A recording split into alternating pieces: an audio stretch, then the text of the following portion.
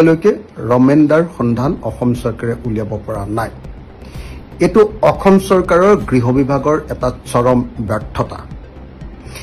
ৰমেনদাৰ নিচিনা এজন জনপ্ৰিয়, ৰমেনদাৰ নিচিনা এজন প্ৰথিতযশা, ৰমেনদাৰ নিচিনা এটা যুগৰ ধ্বজাবাহী এজন শিল্পী যেতিয়া সন্ধানহীন হৈছে, তাৰ পাছতো এই অসম চৰকাৰখনে সেই শিল্পীজনক এতিয়ালৈকে বিচাৰি উলিয়াব নোৱাৰা ঘটনাটো দুৰ্ভাগ্যজনক।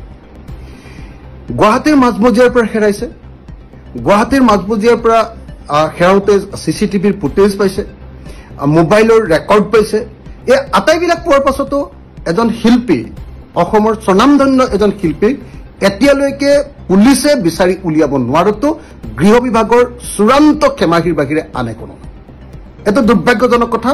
আৰু প্ৰত্যেকজন অসমীয়াই এই মুহূৰ্তত অসম চৰকাৰ আৰু গৃহ বিভাগ আৰু অসম পুলিচক নিন্দা কৰা উচিত।